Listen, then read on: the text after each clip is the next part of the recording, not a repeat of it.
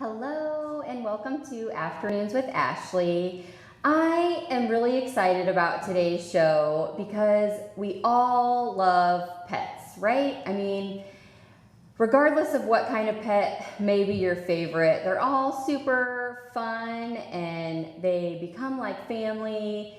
And with the warmer weather that just showed up out of nowhere, it's important that we know how to make sure that they're safe, especially I think about a lot, when I'm going off to work. Luckily, my pets can go in and out as they please during that time, but not everyone has that ability. So how do we make sure that they're getting to run and play, but they're also safe when it gets really hot? And we have quite the expert here with us today. I know you probably won't agree with me, but it's true. I mean, compared to most of us, for sure, you have a lot more knowledge about pets and how to take care of them. And I'm sure you do research all the time just to get better and better. So introduce yourself and tell us where you're from and all of those fun things, and then we'll kind of dig in. All right, okay. Hi, I'm Mindy Stark. I'm from Red Barn Kennel. My husband Dave and I opened the kennel last July. We're located at 3004 Lucas Street. We've loved dogs all of our life. Opening the boarding kennel has been a lifelong dream that we've had, and now in retirement, that's Dreams what come we're true. doing.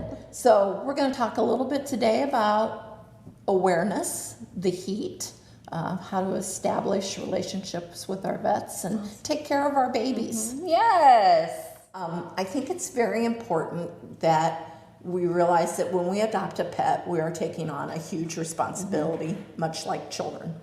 And along those lines, the same decisions have to be made. Who's the best doctor for your pet? Having a good relationship with your vet is extremely important. Paying attention to your animal. What are their habits? Do they need to go out 10 minutes after they had supper? Right. Those kinds of things.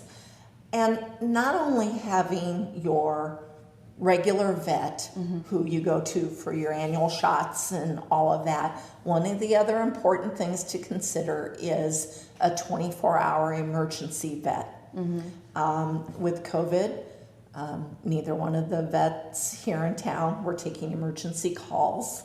And so if something occurred during the middle of the night, you were referred to a 24-hour emergency care service.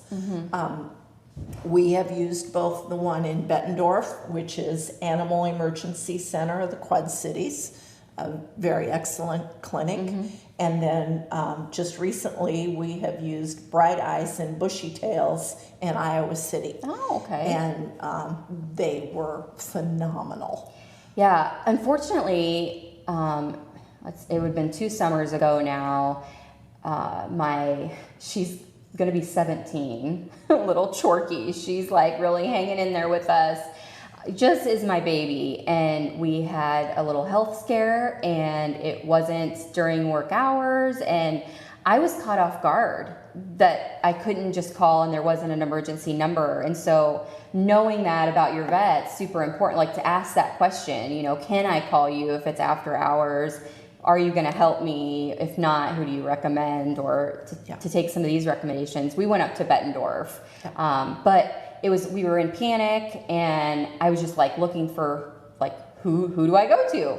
And thankfully it was a good choice, but you want to do your research, and especially in a situation like that with, they're in distress and something's going on, you want to make sure that it's someone that you can trust that's going to be taking care of your little or big one, I guess, if you have a big dog or pet. But so I totally felt that. I wish I would have been more prepared. And having those numbers either in your phone where you've got them or have them posted is extremely important, because invariably when you're trying to find that number in emergency, that's when the internet isn't the fastest, or and then your panic, and then the dog feeds off of your panic, and it escalates. And for sure.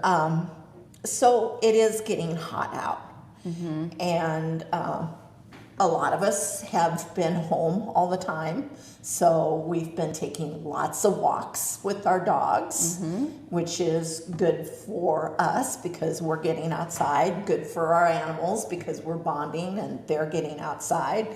My German wire hair or short hair is looking at me. I go to grab her lead now and she looks at me like, can I just lay here? You're overworking me. Yeah, and I don't want to walk that block anymore. But it's important to know when we're going out. I mean, we all know from 1 to 3 that we shouldn't be outside in the sun unless we absolutely have to. So most definitely you don't want your dogs out in the heat of the day. If you can put your hand on the cement or the asphalt and you can't hold it there until the count of 10, then your animal shouldn't be putting their pads on it either. Now, so you walk in the grass. Well, sometimes you have to cross the street. So you want to do that as quickly as you can and keep your animal in the grass while you're waiting for cars to cross or whatever. Heat stroke's very important. And if it affects us, it affects your animals. And if a dog has suffered from heat stroke once, it is more prone, just like we are, to suffer again. Okay. So if you've got an animal that you think is in heat distress, you want to move it to a cool area. That doesn't necessarily have to be inside, but under a shaded area or a place where there's a breeze blowing. You want to apply cool water all over the dog's body. So you can take a hose and gently hose your dog down. Apply cool towels to their head, just like humans, their neck and their chest. Allow them small drinks of cool water. Don't just put the bucket down of cold water and just let them gulp and gulp. Because then they end up with upset tummies. And then if your dog's really, really in distress, that's when you call your vet or you're on your way to the emergency clinic. It happens, and people put their pets in their cars and they drive somewhere and they think, oh, I'm just going to run into Casey's and get my cup of coffee. I pump the gas. I have all 4 windows down and the dog will be fine. And that's just It gets hot fast. It does. It gets hot really fast. Yeah. Now, a lot of people will roll the windows up and they've got the automatic car start. So they'll start the car with the air conditioner running and that's good for 18 or 20 minutes or whatever. And if you're Casey's grabbing that cup of coffee, that's okay. But, if you're running to Menards to grab something, that's probably not the best idea. Well, and you always get caught up and you think you're running in there for one thing and then all of a sudden it's 10 and you run into your neighbor. And we just need to be safe. If it's too hot for the wife to sit in the car while the hubby's in running, then it's too hot for the animals. And they can't tell us. That was going to be my question. So, what are some of the, signs that your dog may be giving you if they're in heat distress? I mean, when it's warm out, we all know they'll start panting a little bit and stuff like that. And that's pretty normal. It's just like us getting a little warm. We're not overly heated yet, but how do we know, what's the line? How do you know between, it's just warm and they're kind of getting used to the warmer weather? Now, I feel like my dog's always panting. She's like, crap, it's hot. She hasn't lost all that winter coat maybe or whatever. How do I know when it's oh goodness, I need to do something? What are some of those signs? Well, in April, I always try to give our dogs a nice, good, healthy bath. And I use just a little bit of Dawn dish soap because that does help with flea control. So you just give them a good, brisk bath. That will help to start to break up that winter coat. And then brush and brush and brush and brush and brush and brush dogs. I'm always so surprised at how much hair comes off when I brush. And she's like a short hair dog, but she is still at this time, we're in June now, still just shedding that hair like crazy. So Sophie is our yellow lab. And Sophie reminds me of Pigpen from Peanuts. You know, you'd see Pigpen go along and you'd see all the dust and dirt fly off of Pigpen. Well, you watch Sophie walk down the hall and you see all these magical fibers fly off of her, and it's just lovely. Well, when dogs get hot, they do a lot of excessive panting. So, you know, if you're with your dog and you've been with them 5-10 minutes and they just still panting, and it's a different kind of panting than when they're excited to see you. Sure. It's more labored. So that's the key thing. They're very slow. They're lethargic. Okay. So, you know, you call them to come, and it takes a lot to get up and get to you from across the room, or they're slightly agitated. You know, they want to just stay laying out there, and, you know. Yep. Or not, they have, not acting like themselves. yeah, difficulty breathing. Perhaps they're doing some coughing, and you can tell that they're just not getting a good breath. If you're actually there with them and touching them, if their heart is racing, just like us, or if they're drooling, just, you know, might go to my notes. They say dizziness or lack of coordination. I've not witnessed that.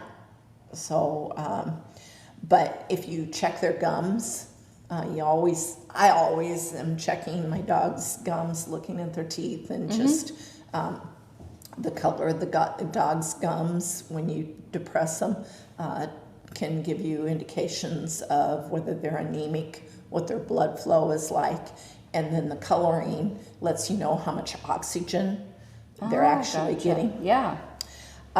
If they're unable to walk, then they're really in bad distress. Or if they're vomiting or have diarrhea, if they're in a seizure situation, or sometimes they're actually in a coma. And those last ones are what I call scoop and haul. Saturate a towel, get it wrapped around the dog, load the dog in the car, and get going. Yep. So another good reason why you want to have a place to go, and know where you're going, know where that place is located, all of those things.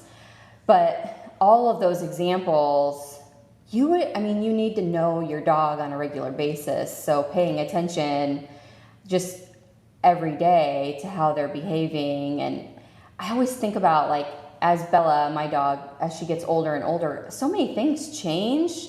And if you don't know, you know, if you don't pay attention, then you might miss something. You know, you might miss something really important.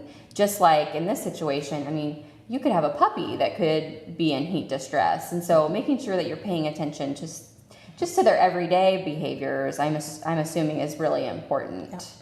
And then you also have dogs that are house dogs. They're in the house, and we let them out and let them back in. And then you have dogs who are outside all day, whether they live in a barn where they can find shelter there, or they have a dog house. It's very important that the dogs have shade, some sort of shade. Yep. Those little igloo dog houses may be wonderful for in the winter, but they are not so hot. great in the summer. Give them shade and shelter. Make sure they have access to cool water. Yep. And maybe that means that, you know, you put a fresh bucket out in the morning, and you put a fresh bucket out at noon, and you go out in the middle of the afternoon with more, and clean water. And you know, any good dog's going to knock their bucket of water over, so constantly be watching for that. Yep. What about the little pools? Like, our dogs have the little pools that, and I always in the morning, even if it feels kind of cool, I'll just go out there and, you know, add some water if it's still clean, just to kind of make it a little more cool for them throughout the day. And all three of them get in and out of it and mess around and tend to love that. So we have one for our German short hair, and she plays in it constantly. And so she loves that. And then we also have one over in the kennel too. Yeah. And the dogs, they love that. But even again, if they get in, they'll just get inside of it with their feet, and then they'll just kind of be drinking out of it, you know. Yep. The short hairs will run or with one paw in, run the circle with just the one paw. They're silly dogs sometimes, but yeah. But again, with those pools, those are great ideas. But you need to consider the type of dog that you have. We have an Alaskan Malamute. Well, now, she will walk through it to cool her paws off or whatever, but it's not good for them to lay down in it because then that will help their hair mat. Oh, sure. And up next to the skin, and then you have to worry about hot spots. So dogs like that, and sometimes the Labradoodles and the Golden Doodles, those dogs with that curly hair, when that gets wet, it mats really quickly, and you can run into some trouble. And then the other thing is the size of the dog. You wouldn't want to have a drowning. Right. Yes. So, but yeah, there are so many things to think about. It is such a big responsibility, and every week we're starting to put in the paper, you know, like encouraging people to go to the shelter and adopt pets that are there and stuff. But the other side of that, and what we've been talking about, is making sure that we're educating people with the responsibility. I know the Humane Society here in town does a great job with that, always making sure that people really understand what a big responsibility a pet is, no matter what pet. I mean, there are responsibilities, and it's not just going to get a new pet and being excited about it for a little bit. It's a long-term commitment, like you said, and it's an everyday, multiple times a day commitment. And so we want to make sure that we're caring for them all the time, and specifically during times when we need to pay extra attention, when it's hot or when it's really cold and things like that. And the other thing we need to consider is when we go down to the shelter and we bring home a dog, that dog isn't going to be perfect the minute they walk through the door. There's an adjustment period. I mean, you've changed their environment, and now you're establishing new rules. So you can't get upset when accidents happen, or if somebody leaves shoes where they shouldn't and something gets chewed. They say it takes 3 to 4 months for the animals to acclimate. And I firmly believe that. Yeah. Well, think about like getting a new roommate, you know, like just another human in your home. Everybody lives in such a different way and has different habits, and dogs or pets in general are the same. You know, they have their own habits, and wherever they lived in the past have different rules, like you said. And so it takes time to get used to living with someone else. My husband and I have lived together for 10 years, and I still have to get used to its habits. So, sorry, Jay. But yeah, you know, it is about getting to know your pet, and they become part of the family, and we just have to make sure we give them the time they need to get used to their environment, like you said. The other thing to consider, and we've always had multiple dogs. That's how we roll. Yep, that's how we roll too. As our relationships, we always have someone who's maybe a little more dominant. Dogs have that same pack mentality, and there's always an alpha dog. And my little Lukey, he's the only male in the house, but boy, he wants to be that alpha. And I don't know why it is the littlest dogs think that they're the biggest dogs, but it's downright hilarious sometimes. But, you know, he's trying to exert his authority, and the other dogs virtually kind of ignore him most of the time. But, you know, and you got to be careful when you're feeding them. And there are a lot of things to consider when getting a new pet, especially, like you said, with adding one to another dog or another pet of some kind, to make sure that they're gonna get along before you just leave them go. So and that's the one thing with our Humane Society. Chris and the staff are excellent. their interview process, their application process, they really do the due diligence to see whether or not the dog and the family are going to be a good match. Yep. And it's important. You don't want to have a Great Dane with somebody who's living in a little apartment. You want to make sure that your environment is safe for the dogs. Yeah. And not to mention, okay, you bring this new puppy in and you've got cats. So now you're introducing cats and dogs together, and sometimes that works well together, and sometimes not so much. Yeah. So. Yeah. So we talked before, going live with the show about just how times are changing and how things have gotten difficult for a lot of families, and we're finding new normals. And you brought up about, well, we've talked about the responsibilities of owning a pet, and maybe, a year or two ago when you got your pet, you could handle the responsibility and all of those things. Maybe now you've lost your job, or you've been cut down on hours and things like that. And you had mentioned that Beth started a little something. We hear about food pantries for adults all the time, or for humans all the time, but there's actually like a food pantry for our pets. Yeah. Beth Van Sant from Happy Tales has started a new not-for-profit organization. It's called Pet Safe, and she's running it. Linda Shea, former teacher at Grant, has been very involved with helping Beth. Awesome. So if people want to donate a bag of dog food, they could drop it off at Happy Tales. Okay.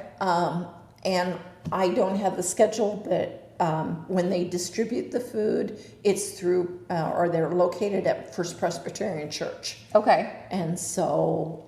and we can put this information in the comments section so that you guys know, and make sure we reach out to Beth to add that information. Yeah. Maybe if she has a schedule out there that we can put out there for anybody that might be in need or might want to make a donation. Right. All of those things, for sure. That's so cool. Yeah, and even if someone would want to drop food off at our kennel, we'll make sure that Beth gets it too. So that's what I love about this community, is everybody just joins together and makes things happen. I love that. Yeah. So well, Beth's also selling candles as a fundraiser for the not-for-profit too. Nice. So if someone wants, want your house to smell good. Well, and they're pet candles to kind of help with the pet odor. Ooh. Yeah. So I thought I saw at least 4 different flavors. Nice. So stop by their kennel and ask about that.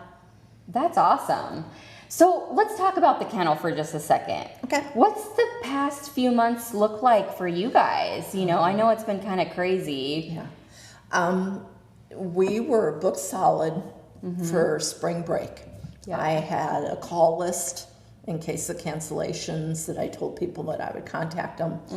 All of a sudden the phone started ringing and people were canceling, so I went to my call list, and it's been slow. Yep, everybody's canceling vacations and things like that. Yeah. Well, I mean, if you had a cruise scheduled, the cruise lines pretty much shut down. It's been interesting. Yeah. But it's starting to pick up. I don't know if people are going to be going for week-long vacations. A lot of people probably had to use vacation time. Yep. If they weren't fortunate enough that their company paid them a partial wage. So I don't know if society as a whole is going to have a lot of disposable income for travel. Yep. But we're seeing people starting to weekend trips. Grandkids are across the state, so gonna go spend the day with their grandkids. So it'll come, and it'll be all right. Yep. What I worry about is, and the rush to get back to what people thought normal was, that we don't realize that masks and social distancing and being aware, I hope that doesn't go away. Right, people are still careful, and Right. yeah, we don't get back into the same exact situation that we were. Now, I've got it in my bag. Both my husband and I wear masks. We go to Menards, we've got our mask on. We're all, we're very diligent about wearing the mask. When people come to the kennel, we will have the mask on. We will meet people outside of the kennel and take the dogs so that we're not having people in the kennel Sure. that aren't us. So, and clean, Lysol, Pine Sol, Yep. Yeah, it's just like any other business that you would go to. You guys are doing extra things to make sure that pets stay safe. And so, what all pets do you accept for boarding? We're only a dog board. Okay, all right. I have asthma, and cats are one of my triggers. Gotcha. So, unfortunately, we're not able to do cats. Yeah, well, still, I love driving by. I feel like the Red Barn's just like, we all are used to seeing it. If you're from Muscatine, so it's cool that you guys bought it and that you guys have done something really cool with it, and it makes total sense and are enjoying the space. And Well, we've got the fencing for the small dog area almost complete. We've got to put the gate up, and we've got that seated, so we're letting that get established so that the small dogs will have their area versus the Sure. big dogs and the ramps. We'll start putting new red metal on the building to get it back to the actual Red Barn. And Yep. it all takes time, and there's a lot of projects on that property. There's 11 acres, so 11 acres of projects. Well, I'm sure this last couple months you guys have had a little extra time on your hands to do it, but we don't think about. You have to have the money to do it, and it's a work in progress. But you guys are doing great, and I love the involvement in the community that you guys have, and that's great as well. So, anything else aside from the heat stuff that we should be aware of right now? Like, I don't know. I know bugs change, and one thing, I don't know if you can help me with this or not, but my poor Bella, the gnats are just like all over her. And it's like her specifically. I don't know if it's because she has the longer hair or what, but is it safe to spray like the bug stuff that I would have? no. I assumed not. Right. Anything with tea tree oil is very deadly. Now, what kind of collar do you have on her? It's just like a nylon. Is it a cloth? Yeah. Go to a cloth-like collar, and then what I do, and you do your research and read on it and read your pet breed and talk with your vet about it. And not everybody is as into essential oils. Yep. But I take lemongrass. Oh, okay. And I dot lemongrass around on the collar, Right, not on on the the dog. dog. Okay. And actually, I take the collar off and do it that way, and then put it on. Okay. If your dog happens to be an investigator and is sniffing along and gets stung by a bee, or a wasp or whatever, and you see some swelling, Benadryl can be used. You need to talk to your vet. Sure. And get what your dog weighs and what ratio you need to have. It's better to have liquid form because just like with a child, Right. it's absorbed easier. And one of the things, dogs who get out and like to roam, when we lived out in the country, invariably every summer when I would get poison ivy, it would be because the dogs had it and it got on, the oil got on their coat, and then, jumped on me, and then I'd have paw prints, and that's and poison ivy is never good for me. Prednisone's my friend anyway, but so you need to watch out for poison ivy. And where's my note? Okay. And dogs can get poison ivy.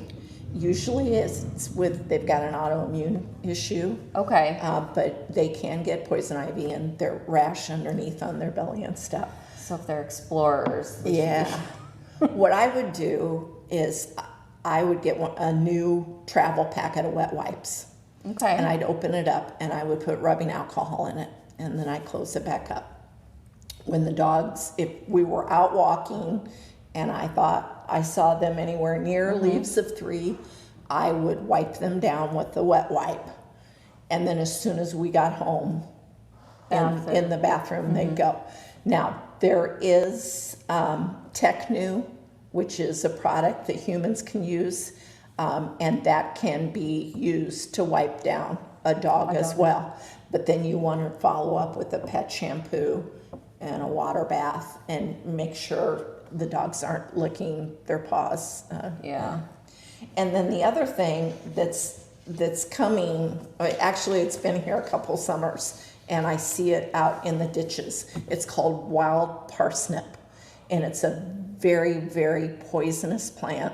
Oh. And it's a gazillion times worse than poison ivy.